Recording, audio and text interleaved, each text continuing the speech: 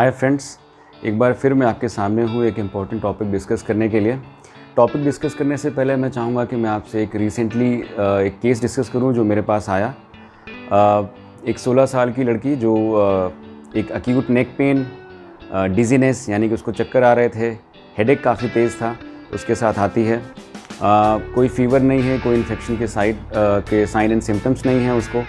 MRI reveal कर रही है कि उसको सर्वाइकल एरिया में C4 C5 में डिस्क बल्ज है और जो नॉर्मल सर्वाइकल कर्वेचर है वो रिवर्स हो गया है। डेली रूटीन की हिस्ट्री उसकी ये बताती है कि उसको 6 to 8 आवर्स का मोबाइल यूसेज है just because of online classes.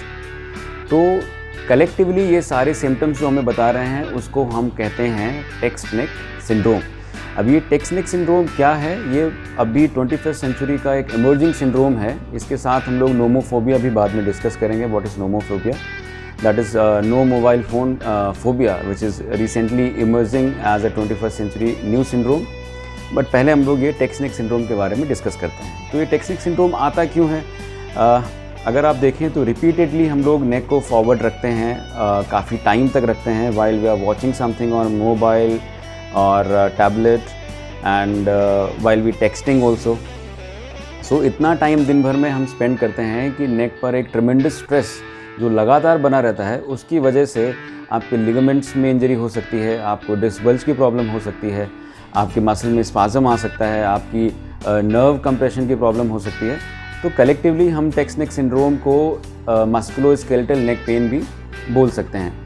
अगर हम इसकी पुरानी हिस्ट्री में जाएं तो ये प्रॉब्लम टेक्नोलॉजी के इवोल्यूशन के साथ साथ डेवलप होनी शुरू हुई है, जब हम लोगों ने सोशल इंटरेक्शन सोसाइटी में नहीं रह के बल्कि ऑनलाइन रहना शुरू कर दिया है।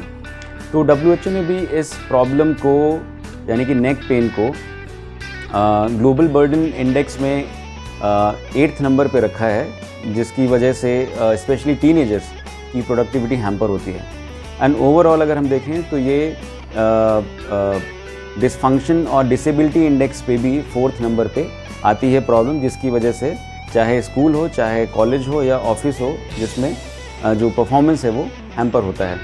अगर किसी भी गिवन टाइम देखा जाए तो लगभग 75% ऑफ पॉपुलेशन जो मोबाइल यूज़ कर रही होती है वो गर्दन को आगे हंच ओवर करके ही काम कर रही होती है या कुछ भी मोबाइल पे काम कर रही होती है।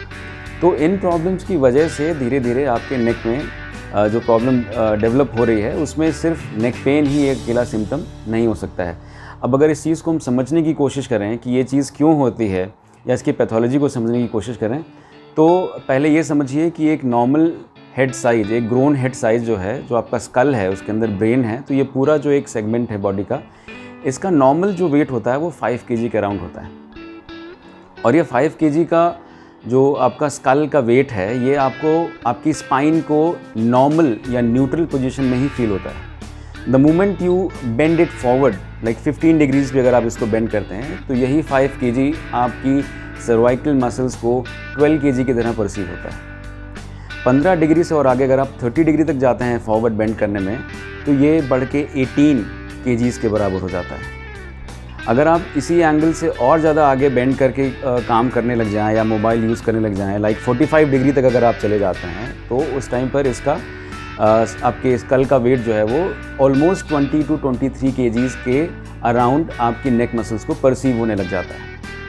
और बुरी सिचुएशन में, वर्स्ट केस में, अगर आप इसको ऑलमोस्ट 60 डिग्री फॉरवर्ड बेंड करके और फिर आप अपने स्मार्टफोन को या टैबलेट को यूज़ कर रहे हैं तो उस टाइम पर आपके नेक मसल्स को ऑलमोस्ट 27 to 28 kgs का वेट आपके नेक को फील होता है। अब आप ये सोचिए कि ये एक बार की नेक बेंडिंग के बारे में हम बात कर रहे हैं। अगर यही एक्टिविटी पूरे दिन में 6 to 8 आवर्स तक रिपीटेडली की जाए या फिर एक लॉन्ग ड्यूरेशन तक की जाए तो आपकी नेक मसल्स को कितना ट्रेमेंडस स्ट्रेस फेस करना पड़ रहा है, इसका अंदाज़ा आप लगा सकते हैं। तो अभी इसके क्लिनिकल फीचर्स को अगर हम डिस्कस करें तो एक बात ध्यान देने वाली है कि हम इसको टेक्स्ट नेक सिंड्रोम भले बोल रहे हैं, लेकिन इसमें सिम्टम्स सिर्फ नेक से रिलेटेड नहीं है। इसमें सिम्टम्स आपके लंग से रिलेटेड भी आ सकते हैं, हार्ट से रिलेटेड भी आ सकते हैं, साइकोलॉजिकल कुछ सिम्टम्स भी आपको मिल सकते हैं। तो अगर हम पहले सिर्फ मस्कुलोस्केलेटल सिम्टम्स के बारे में अगर बात करें तो आपको इसमें नेक पेन मिल जाएगा, शोल्डर पेन मिल जाएगा। वो पेन आपकी शोल्डर ब्लेड से नीचे भी रेडिएट हो सकता है, आर्म्स में भी जा सकता है, फ्रंट में रिब्स या चेस्ट तक आ सकता है, पीछे आपके अपर बैक और मिड बैक तक ये पेन जा सकता है। इवेंचुअली आप लोअर बैक में भी डिस्कम्फर्ट या पेन फील कर सकते हैं। इसके साथ साथ अगर आप देखें तो आपके नेक का जो कर्वेचर है, वो भी मैंने शुरू में बताया केस डिस्कस करते टाइम कि जो नेक का कर्वेचर है वो भी रिवर्स हो चुका होता है, यानी कि आपके सर्वाइकल में जो लॉर्डोटिक कर्वेचर है वो अब फ्लैटनिंग की तरफ जा चुका होता है। इसलिए आपका जो अपर और मिड बैक है वहाँ पर जो काइफोसिस है वो और ज़्यादा बढ़ जाती है। इस काइफोसिस की बढ़ने की वजह से आपका जो रिब केज है वो और श्रिंक कर जाता है, आप आगे की तरफ ज़्यादा उसमें हंच ओवर करने लग जाते हैं और इसीलिए आपकी ब्रीदिंग डिफ़िकल्टीज़ भी हो सकती हैं, यानी कि आपको लंबी सांस लेने के लिए काफ़ी एफर्ट देना पड़ता है, या बीच बीच में आपको लगता है कि आपको सांस पूरी नहीं आ रही है, आपको शॉर्टनेस ऑफ ब्रेथ ऐसा फील होने लग जाता है। हार्ट से रिलेटेड सिम्टम्स में भी कुछ ऐसा ही है कि आपको टैकीकार्डिया यानी कि फास्ट पल्स फील हो सकती है, या आपको पैल्पिटेशंस भी हो सकते हैं, आपको कई बार डिजीनेस भी हो सकती है इस तरीके से।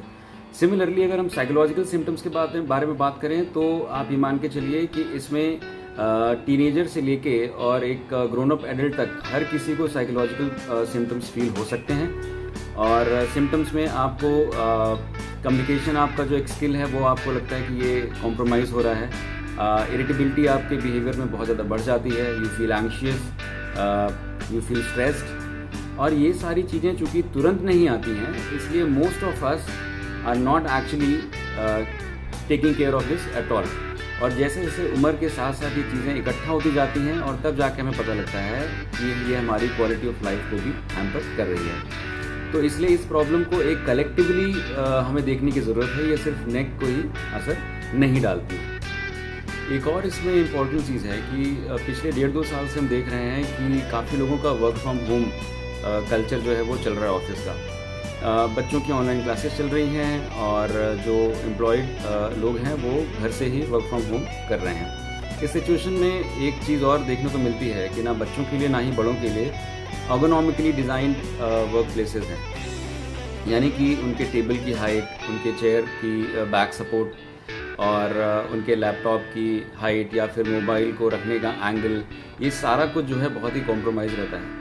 और इसकी वजह से ही आपको और कई सारे सिम्टम्स लॉन्ग टर्म में देखने को मिलते हैं। तो एक और लॉन्ग टर्म में सिम्टम्स अगर मैं डिस्कस करूं तो आप सभी को पता है कि मोबाइल में जो है बहुत ही लो फ्रिक्वेंसी रेडिएशन भी होता है, इलेक्ट्रोमैग्नेटिक रेडिएशन। ये इलेक्ट्रोमैग्नेटिक रेडिएशन क्या करता है, ये इमीडिएटली तो आपको कुछ भी फील नहीं होने देता, लेकिन लॉन्ग टर्म में इससे स्लीप डिस्टर्बेंसेस भी आने लग जाते हैं, आपकी नींद नहीं पूरी होती, या फिर कुछ लोगों को बहुत ज़्यादा नींद आने लग जाती है, डिजीनेस भी हो सकता है, हेडेक भी हो सकता है। इसके साथ आईज़ में ड्राइनेस हो सकती है, या फिर मायोपिया भी हो सकता है, यानी कि शॉर्ट साइटेडनेस, ये प्रॉब्लम्स भी हो सकती हैं।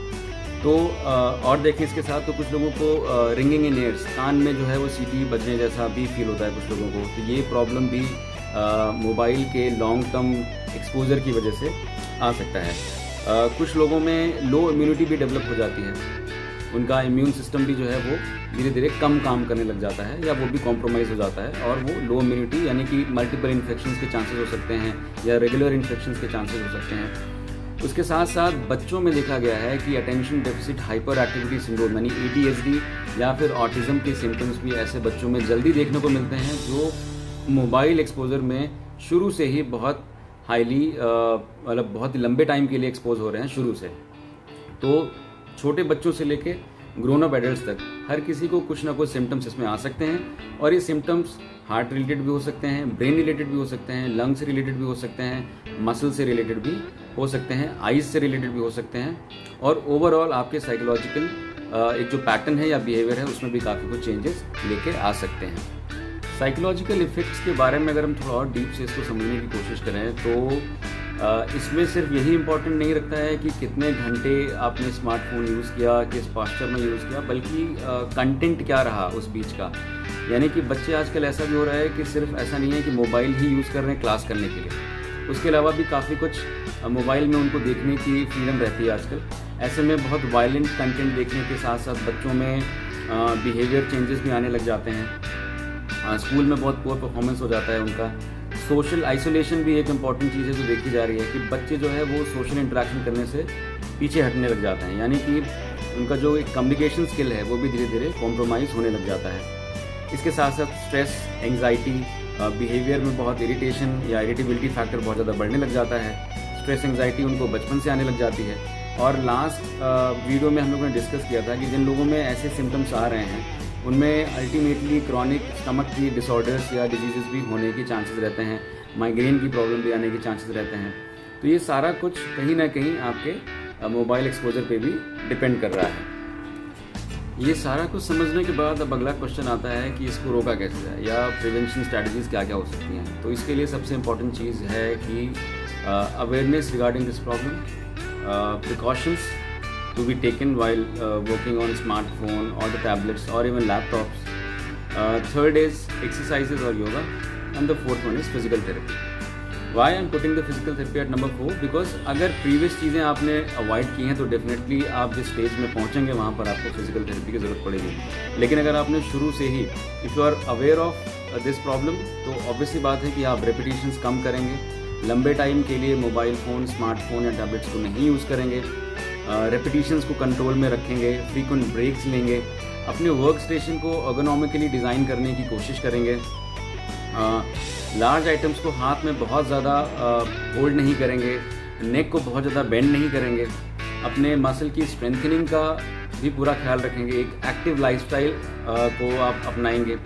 इसके साथ एक्सरसाइजेज में फ्लेक्सिबिलिटी ट्रेनिंग के लिए आप योगा भी ज्वाइन कर सकते हैं, योगा कर सकते हैं। योगा करने से भी आपकी बॉडी का पॉस्चर भी बहुत काफ़ी इम्प्रूव रहता है, आपके मसल्स की स्ट्रेंथनिंग भी हो जाती है। और इन सब में अगर आप कहीं फेल होते हैं या आपका पॉस्चर एक्चुअली बहुत पुअर पॉस्चर में रह के अगर आप काम करते हैं तो धीरे धीरे आपको जो भी सिम्टम्स डेवलप होंगे जो हमने अभी अर्लियर डिस्कस किया उसके लिए फिर आपको फिज़िकल थेरेपी की ज़रूरत पड़ेगी, जहाँ पर आपके इन मसल्स को स्ट्रेंथनिंग के लिए या फ्लेक्सिबिलिटी के लिए ट्रेन किया जाएगा, आपके सिम्टम्स को रिलीव किया जाएगा, आपको अर्गोनॉमिकली वो ट्रेन कर सकते हैं, क्या चीज़ें प्रिकॉशंस लेनी है इसके बारे में भी वो ट्रेन कर सकते हैं।